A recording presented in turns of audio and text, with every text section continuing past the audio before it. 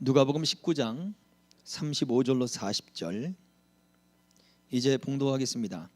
그것을 예수께로 끌고 와서 자기들의 겉옷을 나귀 새끼 위에 걸쳐놓고 예수를 태우니 가실 때에 그들이 자기의 겉옷을 길에 펴더라.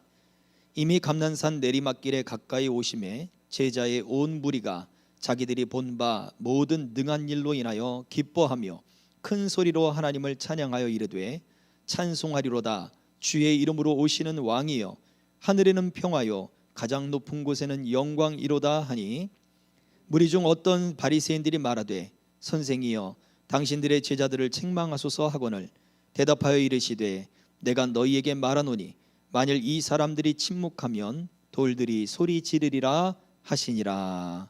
아멘. 찬송을 빼앗기지 맙시다 라는 말씀의 제목으로 함께 은혜 나누기를 원합니다. 자, 본문에 등장하는 이 본문의 내용 속에 누가 하나님의 일을 지금 하고 있는가 라고 질문을 던져보면 바로 찬송하는 사람들입니다.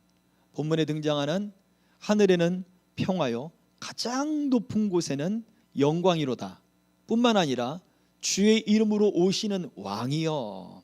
예수님의 탄생 때 베들레헴 들판에서 목자들에게 천사들이 외치는 소리와 같지 않습니까?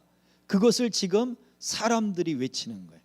베들레헴 들판에서 예수님이 태어나실 때, 마구간에 태어나실 때는 아무도 그 찬송을 부르는 사람이 없었죠. 그저 별이 빛을 비추며 찬송한 것이고, 목자들은 들판에 있었는데 천사들이 나타나 찬송을 부르며 이 메시지를 증거합니다. 그러니 목자들도 탄생하신 예수님을 보고 돌아와서 찬송하며 가게 되어 있던 거죠. 구원의 일이 예수님이 이 땅에 태어나시는 성육신의 그 사건이 찬송으로 시작됐고, 마지막 구원의 완성 예수님이 십자가의 죽으심 그리고 이 부활의 시작이 바로 사람들의 찬송을 통하여 시작되더라라는 거예요. 결국 하나님의 일이라고 하는 것은 하나님이 왜 예수 그리스도를 이 땅에 보내주셨는가라고 했을 때 우리의 구원, 모든 인류의 죄사함을 얻게 하는 화목제물, 하나님과 우리 사이에 막혀있던 막힌 담을 허물어버리는 하나님이 그 화목제물로서 예수 그리스도를 이 땅에 보내주신 거잖아요. 그것을 알고 믿는 자의 소리가 바로 찬송하는 자의 소리였고, 바로 그 찬송하는 사람들이 하나님의 일을 하는 사람들이었습니다. 왜냐하면 나귀를 타고, 어린 나귀를 타고 예루살렘으로 들어오는 그 장면은 스가랴서 9장 9절에 이렇게 기록되어 있는 예언의 말씀을 성취하는 것이었거든요. 다 같이 시온에 따라 크게 기뻐할지어다, 예루살렘에 따라 즐거이 부를지어다. 보라, 내 왕이 내게 임하시나니 그는 공의로우시며 구원을 베푸시며 겸손하여 나귀를 타시나니 나귀의 작은 것 곧 나귀 새끼니라. 주의 이름으로 오실 왕이라고 하는 것은 바로 이 예언의 말씀에 쓰여져 있던 메시아, 구원자, 그 메시아가 그대로 오실 것에 대한 말씀이었던 거예요. 이 말이 성취되고 이 말이 응답되는 것을 지금 사람들이 소리 지르는 거예요. 환호하고 기뻐하고, 그리고 정말 주의 이름으로 오실 우리 왕이십니다 라고 선포하는 것이고, 하늘로부터 그 평화가 땅 위에 임할 것이며 안개가 이슬이 온 땅의 들판을, 황량한 들판을 적시듯 그렇게 평화가 온 들판을 다 적실 것이며, 갈급해하던 그 땅들의 안개가 딱 이슬이 쫙 내리면 꽃이 피고 바로 그것이 초목이 쫙 펼쳐지는 그러한 아름다운 동산이 되듯 그렇게 평화가 임할 것이고, 이것을 통해서 하나님이 영광을 받으실 것입니다 라고 그렇게 외치고 있다는 거죠. 다른 병행하는 공간 복음에서는 호시아나, 호시아나, 우리 지난 작년에 말씀을 드렸죠. 호시아, 구원, 나, 지금 구원하소서, 지금 구원하소서 외치는 바로 그 메시지를 지금 선포하고 있는 거예요. 그러니 지금 하나님의 일을 하는 사람들은 약속의 말씀을 믿고 그 말씀을 가지고 찬송하는 사람들이었습니다. 그래서 첫 번째 말씀의 성취는 바로 지금이다라는 거예요. 왜 우리가 찬송을 빼앗기지 말아야 되느냐라고 할 때 말씀의 성취가 지금 임하기 때문이다. 말씀의 성취가 바로 오늘 임하기 때문이다. 우리가 하나님의 말씀이 살아있다라고 우리가 성경이 이야기하잖아요. 또 우리가 그렇게 믿어요. 이게 지식적인 것이라면 이 말씀이 그저 지식으로 끝나면 이 말씀은 살아있는 말씀이 아니죠. 살아있는 말씀이 아니라면 이것이 그냥 교훈집이지, 역사서가 되기도 하고 교훈집이 되기도 하고 또 어떤 공상가의 어떤 예언적인 그런 소설이 될 수도 있는 거예요. 그러나 이 말씀이 한 단어가, 한 문장이, 또는 이 말씀을 가지고 해석하고 설교하는 사람의 어떤 그 설교의 말씀이, 메시지가, 설교의 제목이 우리 가슴에 와닿고 내 삶에 살아서 움직이고 내 삶을 바꾸고 내 삶의 변화를 일으킨다는 것을 우리는 믿고 받아들이는 거죠. 그것이 바로 하나님의 말씀이 오늘 나에게 성취되는 거예요. 열왕기상 18장에는 엘리야가 등장하는데 그 엘리야가 하나님의 말씀이 하나님의 일이 어떻게 성취되는가 성경은 이렇게 기록해 놓았죠. 같이 읽어봅니다. 시작. 7번째에 이르러서는 그가 말하되 바다에서 사람의 손만한 작은 구름이 일어나나이다.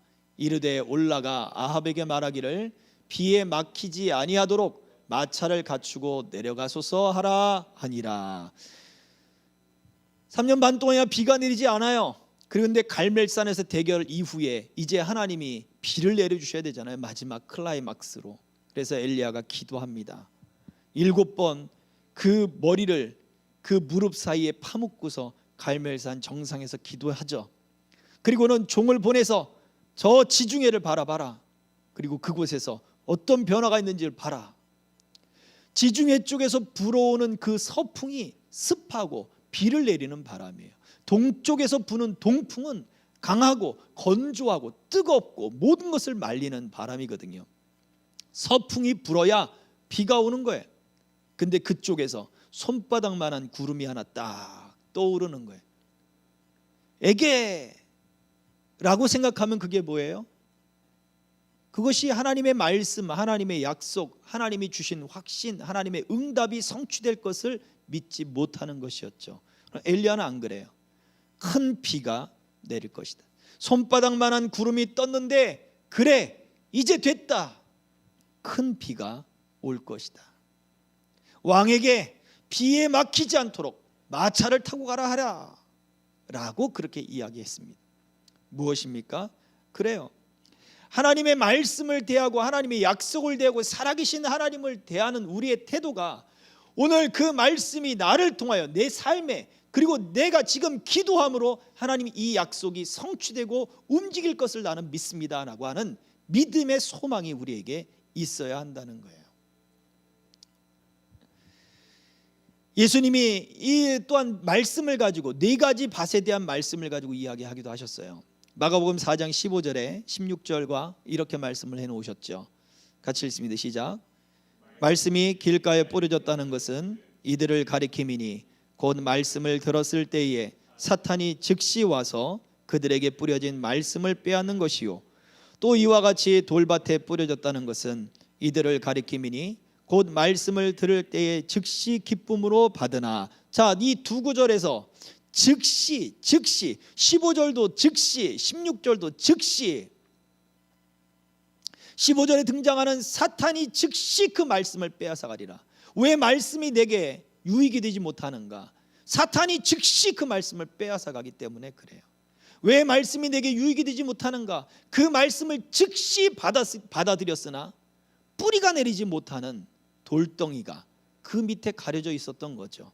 상처이기도 하고 아집이기도 하고 완고함이기도 하고 의심이기도 하고 또 미련함이기도 하고 하나님을 향한 열정 없음이기도 해요.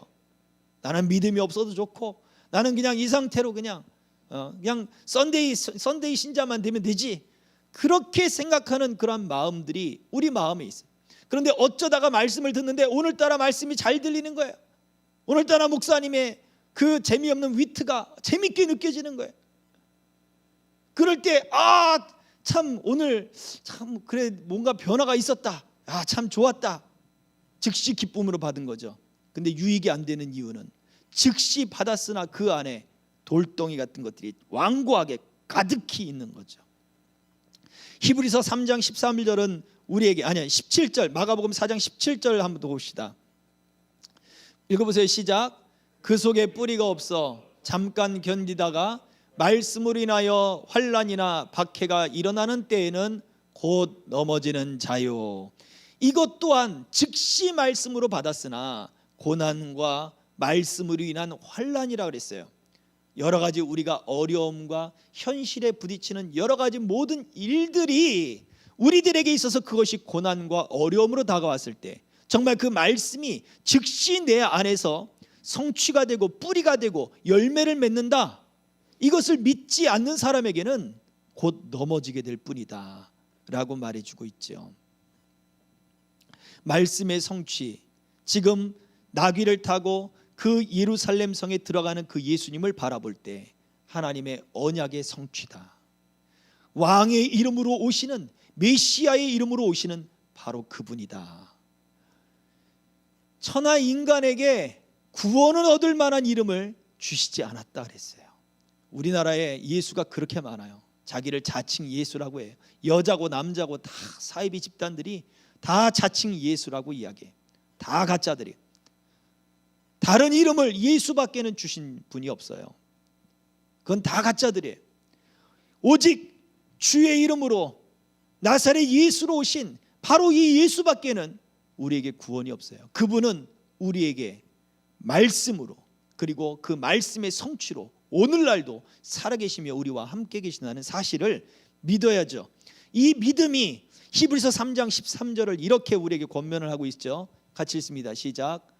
오직 오늘이라 일컫는 동안에 매일 피차 권면하여 너희 중에 누구든지 죄의 유혹으로 완고하게 되지 않도록 하라. 그래요. 지금 말씀이 성취된다. 사탄에게 빼앗기지 않았다 하더라도 즉시 그 말씀을 기쁨으로 받았다 할지라도 그 다음이 중요하다는 거죠. 마음을 완고하게 만들지 말아라 이거예요. 즉시 말씀이 기쁨으로 들어왔지만 그 말씀이 나의 지금 고난의 현장 속에 그 말씀이 열매를 맺으려면 완고함을 버려라. 내 안에 아집을 버리고 불신을 버리고 의심을 버리고 나태함을 버리고 이것들을 자꾸 골라내야 되는 거예요. 뽑아내야 되는 거예요. 말씀이 내 고난 중에, 내 두려움 중에, 내 환난 중에, 그리고 내 연약함 중에 말씀이 계속 오늘 지금 말씀이 작용하도록 만들어야 되는 거예요. 한 아이가 유치원에서 씨를 하나 받아왔다는 거예요. 그래가지고 그 씨를 화분에 심은 거예요. 씨를 화분에 심어서 아침에 일어날 때마다 그 씨를 쳐다보는 거예요. 오늘 얼만큼 자랐지? 오늘 얼만큼 자랐지? 우리 눈에 보이는 거는 사실 씨 하나 심었는데 눈에 보이는 게 얼마나 있겠어요. 그런데 여러분 신기한 것은 뿌리가 내리기 시작하면 오늘 얼만큼 자랐지 할 정도로 정말 많은 변화가 일어나더라는 거예요. 뿌리가 내리기 전까지는 그런 변화들이 없어요. 근데 뿌리가 내리면 정말 많은 변화들이 일어나기 시작을 해요. 우리도 화분에 나무가 죽어서 가지를 잘라서 물에 물꽂이를 하잖아요. 근데 변화가 없다가 뿌리가 내리기 시작하면 그 자른 가지에서 변화가 일어나기 시작해요. 그렇습니다. 오늘 일걷는 동안에 너희가 완고하지 않도록, 죄의 유혹으로 너희 마음이 굳어지지 않도록, 의심이 단단하게 굳어지고 자리를 잡지 않도록, 미련함과 나태함과 이런 연약함이 너희 안에 자리 잡지 못하도록 너희가 그 마음을 부드럽게 할 것이며, 그 말씀의 뿌리가 고난 중에 환난 중에 여러분이 겪고 있는 모든 상황 가운데 말씀이 성취가 계속해서 이루어지도록 만들어라 라고 말씀을 해주고 있어요.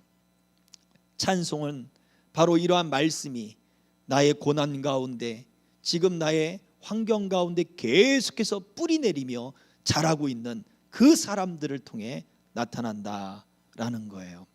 자, 그래 두 번째입니다. 찬송을 빼앗기지 말라라고 하는 것은 지금도 성취되고 있고 응답되고 있는 하나님의 구원을 우리가 말을 하는 거예요. 하나님의 일들을 이야기하는 거예요. 오늘 본문 속에 당신의 제자들을 책망하소서라고 하는 바리새인의 이야기 요청은 제자들이 실수했다는 게 아니에요. 제자들이 잘못했다는 게 아니에요. 제자들을 잘못 단속한 당신 잘못입니다. 예수님 잘못이라고 지금 이야기하는 거예요. 아니, 주의 이름으로 오실 왕이 메시아가 당신이 아니지 않습니까? 라고 이야기를 하는 거예요. 분명히 오늘 이 제자들의 온 무리는 무엇을 보았습니까? 하나님이 행하신 일들, 기적과 능력과 표적을 보았다라고 기록해 놓았어요. 그들이 와, 예수님이 우리에게 오실 메시아다라고 하는 것은 분명한 표적이 있었어요. 분명한 응답이 있었고 죽은 자가 살아난, 나사로가 살아나는 그러한 일이 있었어요. 이것을 분명히 아셔야 합니다. 그래서 이 표적 가지고 이단들이 많이 장난을 치는데, 짜고 치는 고스톱이라는 말을 아시죠? 서로 짜가지고 연극을 해가지고 사람이 안진뱅이가 일어난 것처럼 하고 기적이 나타나는 것처럼 하고 하는 그러한 이단들이 정말 많았어요. 물론 미혹의 영과 그리고 귀신의 영이 병자를 낫게 하기도 합니다. 구슬해도 귀신이 나가고 구슬해도 병이 떠나가고 하는 일들은 귀신과 관련된 질병으로부터 온 것이기 때문에 그래요. 그런 어떤 체험들이 있을 수는 있어요. 그러나 대부분의 사람들이 이러한 말세에 내 이름으로 와서 내 이름으로 이러한 일들을 행할 것이다 라고 예수님이 분명히 경고하셨죠. 그래서 우리는 오직 이 이름, 성경에 기록된 예수 외에는 우리에게 구원받을 이름은 없다라는 사실을 분명히 알아야죠. 자, 어쨌거나 지금 바리새인들은 예수님을 향해서 외치고 있어요. 당신의 잘못입니다. 그러면서 무슨 얘기를 하고 있습니까? 사람들의 소리를, 제자들의 소리를 묶어버리려고 하는 거예요. 주의 이름으로 오시는 왕이여 하고 호산나 우리를 구원하소서, 지금 평화를 주시고 하늘의 영광을 나타내소서 하는 그 외침 소리를 묶어버리려고 하는 거예요. 또 다른 성경에는 어린아이들이 이 장면을 보고 성전을 뛰어다니면서 호산나 호산나 하고 뛰어다녔단 말이에요. 왜? 예수님이 그 장면 속에 예루살렘 성에 들어갔잖아요. 성전에 들어가셨잖아요. 어린아이들이 다 봤단 말이에요. 그러니 그 예수님 앞에서 또 이 어린아이들이 막 호산나 호산나 하면서 막 뛰어다닌 거예요. 그러자 이들이 또 이야기하죠. 제자들의 소리를 묶었던 이들은 어린아이들의 소리까지 묶어버리려고 합니다. 저 어린아이들의 소리, 저 잘못된 소리를 외치지 못하게 하십시오. 그러자 예수님이 하신 이야기예요. 오늘 본문 말씀에 만일 이들이 잠잠하면 돌들이 소리 지르리라. 만일 이들이 잠잠하면 돌들이 소리 지르리라. 자, 첫 번째 처음에 드렸던 그 질문, 누가 지금 하나님의 일을 하고 있는가? 아니요, 그냥 놔두세요. 누가 지금 하나님의 일을 하고 있는가라고 하는 그 일들 속에 성경적인 지식이 많이 있고 사람들을 그 지식을 가지고, 지식의 잣대를 가지고 그 사람을 비판하고 비난하고 정죄하는 그 사람들이 지금 하나님의 일을 하는 게 아니죠. 비록 많은 성경적인 지식은 없었다 할지라도 분명하게 하나님이 예수 그리스도가 구원자이심을 보여주신 바로 그 표적을 본 사람들은 평범한 사람들이고 지식이 떨어지는 사람이고 바리새인들로부터 책망받던 사람들이고 세리와 죄인들이었을 거란 말이에요. 사회적 지위가 낮고 움츠려들 수밖에 없는 사람들이죠. 심지어 젖먹이들과 어린아이 같은 그런 아이, 갓난아이들, 아무것도 모르는 아이들이 그런 소리들을 지금 하고 있죠. 비록 많은 지식이 없다 할지라도, 지위가 높지 않다 할지라도 그들은 지금 하나님의 구원의 일을 말하고 있는 거예요. 이들이 하나님의 일을 하고 있는 사람이며 이들이 지금 하나님 편에 서 있는 사람들이에요. 비록 감정에 의해서 아니면 사람들이 막 똑같이 그냥 구름대같이 몰려서 막 하니까 무슨 일이야 무슨 일이야 갔다가 그냥 호산나 외치니까 자기도 그냥 호산나 들떠갖고 외쳤을지는 몰라도 그때의 그것은 하나님이 꼭 듣기를 원하셨던 메시지인 거예요. 예수 그리스도가 구원자고 예수 그리스도가 하나님이 언약한 왕으로 오실 바로 그 구원자다, 그리스도다, 이것을 지금 선포하고 있는 거죠. 예수님은 그래서요, 만약 너희들이 침묵하면 돌들이 소리 지르게 할 것이다. 이건 하나님의 방편이죠. 하나님이 지금 구원의 소리가 아무데도 구원의 소리가 없다면 하나님은 돌들을 사용해서라도 하나님의 영광을 받으실, 하나님의 일을 행하시는 그 큰 일들을 말하게 하실 것이다 라고 지금 이야기하는 거예요. 하나님은 돌들을 사용해서라도 하나님의 뜻을 성취하실 것이다 라고 말씀하여, 여기에서 우리가 알 수 있는 것들은 무엇입니까? 아까 첫 번째 우리가 살펴봤던 말씀처럼 말씀을 즉시 기쁨으로 받았지만 그 안에 의심과 두려움과 완고함과 그리고 나태함과 게으름과 이러한 것들이 돌처럼 단단하게 자리를 잡고 있으면 뿌리를 내리지 못한다 그랬잖아요. 말씀이 지금도 살아있는 사람들에게는 그 입술이 그 마음속 안에서 하나님의 일들을 끊임없이 자랑하고 하나님의 일들을 끊임없이 되새기는 사람이 되어야 되는 거예요. 성경에 야고보서 3장 10절과 11절에 이런 말씀을 기록해 놓았거든요. 같이 읽어봅니다. 시작. 한 입에서 찬송과 저주가 나오는도다. 내 형제들아, 이것이 마땅하지 아니하니라. 샘이 한 구멍으로 어찌 단물과 쓴물을 내겠느냐. 우리 입에서 찬송과 저주가 난다. 예수님은 입에서 나오는 소리는 속 안에 가득한 것이 나오는 것이다 라고 말씀하셨어요. 그러니 찬송과 저주가 나온다는 이야기는 이 속 안에 뭐가 들었다는 얘기예요? 저주가 들어있다는 이야기예요. 하나님을 향한 마음도 들었고, 그리고 사람을 미워하고 저주하고 분노하고, 그리고 아주 독하게 죽여버리고 싶어 하는 그 마음이 가득 차 있다는 거예요. 그게 어떨 땐 찬송으로 나왔다가 어떨 땐 저주와 쌍욕으로 나온다는 이야기죠. 하나님이 만약 내가 저주하지 않더라도 하나님이 망하게 하실 사람은 하나님이 돌들을 가지고서도 망하게 하실 거예요. 달리 얘기해서 내가 진노하지 않아도 하나님이 진노하실 사람에게는 내 입술이 아니어도 하나님이 어떻게 하신다고요? 돌을 이용해서라도 하나님이 진노를 나타내실 것이고 하나님이 진노를 성취하실 거예요. 우리는 무엇을 해야 되느냐? 우리는 찬송하는 입술이 돼야 되고, 우리는 하나님이 하시는 일들에 대해서 우리가 그것들을 노래하는 것이 돼야 되는 거예요. 하나님의 일들만을 우리는 자랑해야 되는 것입니다. 이 바리새인들은 지금 지식적인, 성경의 율법적이고 그리고 규범적이고 지식적인 것이 그 마음과 생각에 가득 차 있어요. 그래서 그것이 하나님을 향한 열정이라 생각해요. 바울도 그랬어요. 하나님을 향한 열심이 굉장히 특심했다, 특별하고 유별났어요.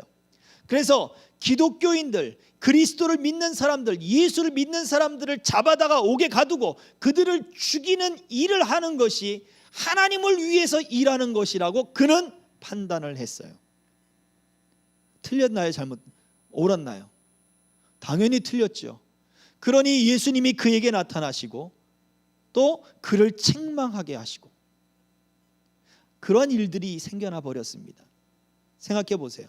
우리가 믿음이 있고 우리가 신앙이 있는 사람들이 의로운 분을 가져요. 저도 잘 이해 못하고 제가 좀 감정이 약간 흔들릴 때가 있어요. 어느 때냐? 주차를 했는데 옆에 백미러를 안 접었어. 옆차가. 그러면 내릴 때 상당히 불편해요. 그때 마음이 좀 흔들리는 거예요. 그리고 차를 상대방이 내릴 수 있도록 주차를 이렇게 해야 되잖아요. 근데 떡하니 나는 주차선을 잘 지켰으니 나는 아무 잘못 없어, 이렇게 주차를 해놓으면 양옆에 주차하기가, 요즘 차들이 커져가지고 참 어렵거든요. 차를 주차해놓고 빠져나오기가 어렵단 말이에요. 그때 감정이 좀 흔들립니다. 솔직하게 그래요. 흔들려요.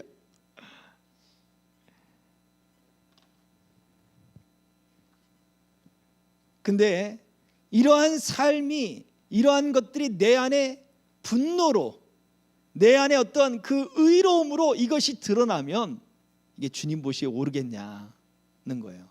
옳지 않다, 이 말을 하는 거죠. 우린 무엇을 해야 되느냐?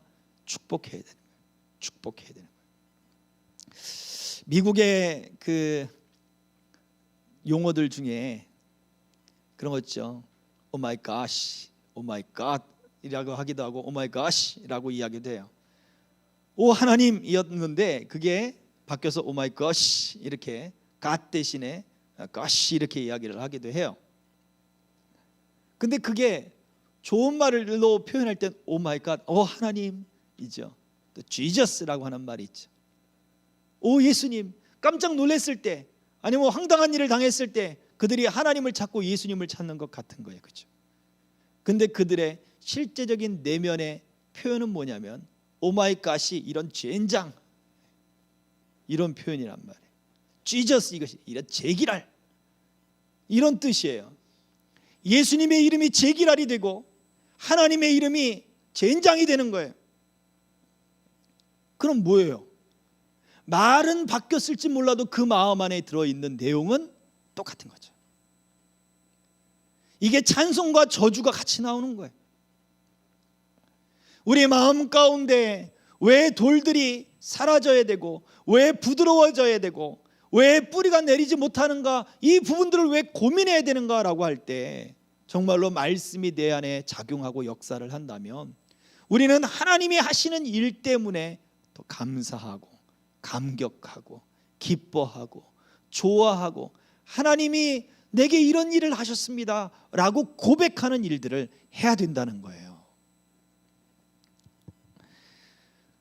로마서 12장 20절과 21절은 이런 말씀을 합니다. 같이 읽습니다. 시작. 내 원수가 줄이거든 먹이고 목마르거든 마시게 하라. 그리함으로 네가 숯불을 그 머리에 쌓아 놓으리라. 악에게 지지 말고 선으로 악을 이기라. 복된 씨앗을 심어가는 우리가 해야 될 일들이 바로 바울의 말씀과 같이 모든 사람에게 화목하게 대하는 것이며, 긍휼을 베풀면 숯불을 그 머리에 쌓아두는 것처럼 되리라.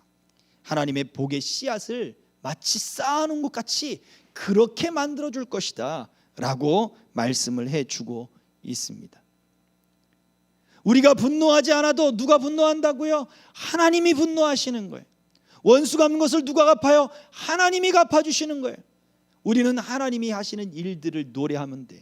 내가 고난 가운데, 환난 가운데, 근심 가운데, 염려 가운데 그 모든 고난과 염려와 근심을 아시는 분이 누구시라고요? 하나님이 아시고 하나님이 그 일들을 행하시는 거예요. 하나님 그 가운데 긍휼을 베풀어 주실 줄 나는 믿습니다. 오늘 아침에도 하나님의 긍휼로 내가 하루를 시작합니다. 하나님의 자비하심 때문에 내가 오늘도 살아갑니다. 우리는 그렇게 하나님이 하시는 일들을 이야기하고 말을 해야 되는 거예요. 이게 찬송입니다.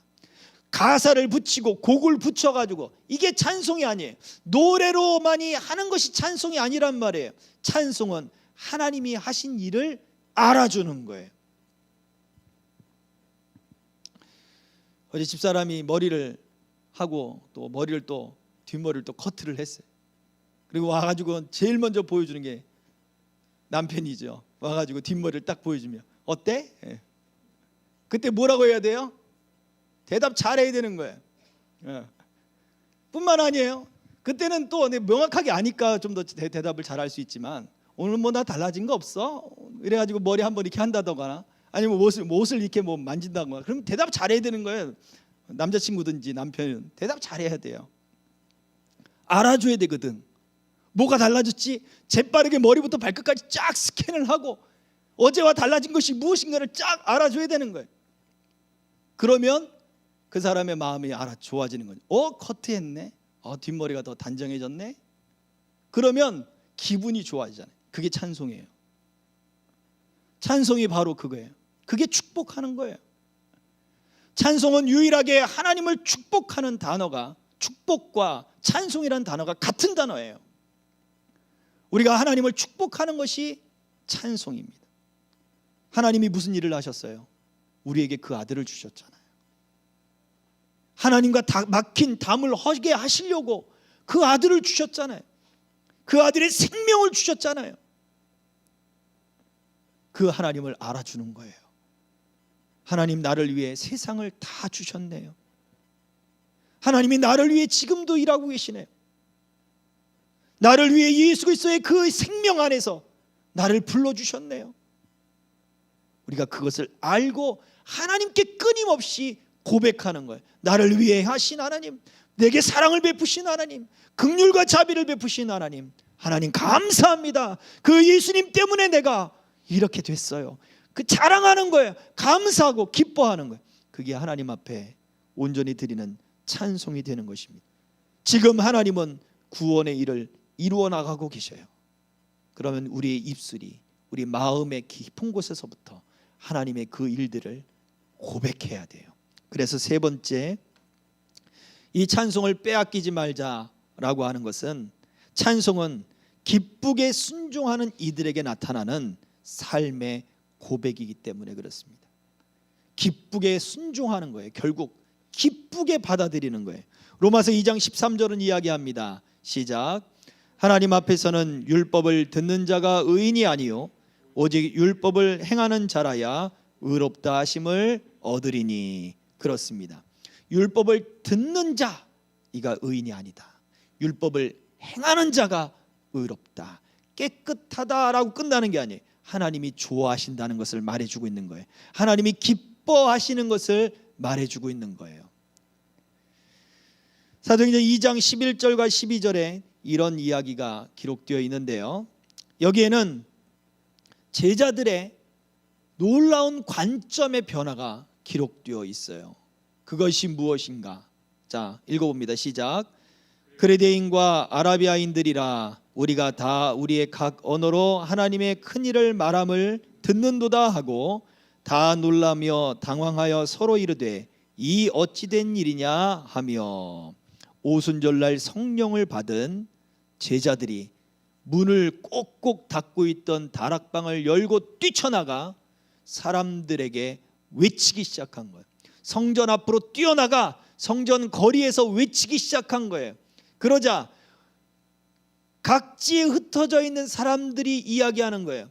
크레타 섬에 있는, 지중해 크레타 섬, 그 주중에 있는 그 도시의 사람들뿐만 아니라 아라비아인들, 저기 밑에 있는 그 아라비아 사람들, 중동에 있는 사람들, 물론 성경에 더 많은 지역들이 등장합니다. 그 지역의 사람들이 이야기하는 거, 서로 아니 저들이 어떻게 우리말로 하나님의 큰 일을 이야기하느냐. 여기 뭘 얘기한다고요? 하나님의 큰 일을 말하는 거예요. 제자들에게 성령이 임했을 때 방언이 문제가 아닌 거예요. 은사가 중요한 게 아닌 거예요. 성령이 불같이, 불꽃같이 그 머리에 임한 게 중요한 게 아니에요. 무엇이 중요합니까? 하나님의 큰 일들을 말하기 시작하는 거예요. 제자들의 관점은 어디까지나 자기들이 누가 가장 첫째가 되느냐에 관심이 있었어요. 자, 오늘 예수님이 이 낙이 타고 예루살렘에 입성할 때 예수님에게 호산나 호산나 외쳤던 사람들이 5일 만에 그들의 소리가 뒤바뀌어요. 무엇으로 바뀌어버립니까? 십자가에 못 박아라, 십자가에 못 박아라로 바뀌는 거예요. 그렇다면 이들은 도대체 왜 예수님의 오심을 환영했느냐? 생각해 봐야죠.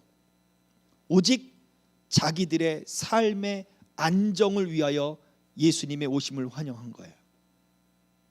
로마의 압제로부터 자유케 할 예수님을 환영한 것이고, 세리들, 로마의 권력 아래 그 세리들로 세금을 징수당하는 그 사람들, 서민들의 아픔, 그 삶의 애환을 해결해 줄 예수님을 환영한 것이고, 떡과 물고기로 5,000명을 먹이시고 또 4,000명을 먹이셨던 그 예수님이 우리의 배고픔을 해결해 줄 예수님을 환영한 거예요. 결국 삶의 안녕을 위해서 예수님을 환영했더라 이거죠. 하나님의 큰 일에는 관심이 없어요. 오직 자기들의 안녕과 지위와 명예와 자기들의 평안과 이 땅에서의 풍족함을 위하여 예수님께 지금 우리를 구원하소서 왕으로 오시는 이여 하고 외친 사람들이 대다수란 이야기입니다. 예수님은 그걸 알고 계셨던 거죠. 비록 그 호산나라고 하는 소리가 하나님의 지금 구원의 때에 반드시 들려져야 할 소리였기에 하나님이 그것을 찬송으로 받으셨다 할지라도 그 중심에 진정한 찬양의 소리는 예수님을 자기 중심으로서 환영하는 것이 아니라 내 평안과 내 안녕과 내 문제의 해결자로만 예수님을 환영할 것이 아니라 하나님의 큰 일을 가지고 하나님의 구원의 일, 하나님이 우리에게 베푸시는 이 놀라운 역사를 이야기하는, 이 구원의 관점과 저 영원한 나라의 소망을 두는 그 믿음을 가진 사람들이 예수님을 환영해야 될 것을 말해주고 있는 거예요. 그래서 우리가 말씀을 지켜야 되는 것이고, 그래서 우리가 말씀을 따라 살아가야 되는 것이고, 그래서 우리가 순종해야 되는 것이고, 우리가 하나님이 우리에게 영원한 나라를 주신다라고 하는 약속들을 믿는 이유가 바로 거기에 있는 것입니다. 마태복음 25장 34절 33절 읽어봅니다. 시작. 그때의 임금이 그 오른편에 있는 자들에게 이르시되 내 아버지께 복을 받을 자들이여 나와 창세로부터 너희를 위하여 예비된 나라를 상속받으라. 오른편엔 양을 왼편에는 염소를 구분한다. 이 이야기를 하시면서 오른편에 있는 사람들과 왼편에 있는 사람들을 구분해 놨어요. 양 같은 사람과 염소 같은 사람을 구분해 놨어요. 이 양 같은 사람들은 나중에 또 다시 한번 이 말씀을 가지고 이야기를 하겠지만요, 언제 우리가 주님을 도왔습니까? 라고 하는 거예요. 근데 너희가 가난한 자, 소외된 자, 배고픈 자, 그들을 도운 것이 나를 도운 것이다. 근데 염소 같은 사람, 왼편에 있는 사람들은 이야기하죠. 언제 우리가 주님을 돕지 않았습니까? 가난한 자, 소외된 자, 배고픈 자, 그들을 돕지 않은 것이 나를 돕지 않은 것이다. 에이, 그럼 주님, 내가 예수야 하고 말을 하시지 그랬어요. 그럼 내가 했을 텐데. 주님인 줄 알았으면 당연히 했죠. 내가 좀 오신다고 미리 연락이라도 주시면 아이 다 준비해놨죠. 그거 못하겠어요. 이런 사람이 염소 같은 사람이란 이야기예요. 그러나 주님이시건 아니건 간에 말씀을 그대로 실천하는 사람, 내가 언제 그런 걸 했습니까? 자기가 의식하지 않을 정도로 그냥 돕고 나누는 게 일상이 된 사람들, 그들이 양 같은 사람이라는 거죠. 우리가 말씀을 순종하는 건 바로 그거예요. 아, 나 그거 말씀 순종했어요. 나 그거 했어요. 간만에 하나 한 사람이 기억하는 거예요. 내가 그걸 했나요? 하는 사람은 평상시 자기가 그걸 하고 있으니까 모르는 거죠. 어떤 분이 그래요. 공부도 그렇죠. 공부도 평상시에 많이 하는 사람들은 자기가 공부했다고 얘기 안 해요. 아, 나 공부 못했어 그러지. 근데 간만에 시험 때가 내가 도서관 한번 가고 그런 사람, 아, 나 공부했어. 나 밤샜어. 간만에 밤새가지고 나 밤샌 걸 기억하는 거예요. 그런 사람이 염소 같은 사람이란 얘기예요. 하나님의 말씀을 대할 때 우리가 바로 오른편에 있는 양 같은 그러한 모습이 되어야 된다. 이것이 습관이 되어야 되고, 이것이 내가 했다라고 말을 하지 않아도 그냥 이루어지는 그 말씀에 순종하는 삶을 살아야 된다라고 말해주는 거예요.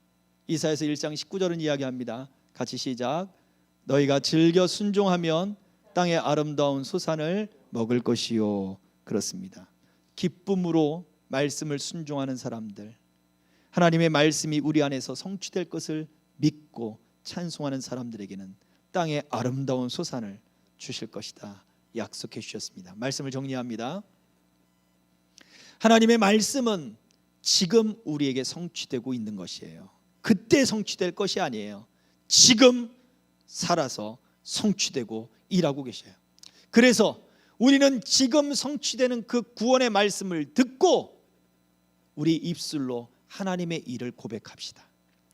두려움과 원망과 의심의 말들은 다 제껴버리고 오직 하나님이 하실 일, 하나님께 감사한 일, 하나님이 예수님 통하여 하시는 일들에 대하여 우리가 끊임없이 하나님께 이야기합시다. 이것이 찬송이 됩니다.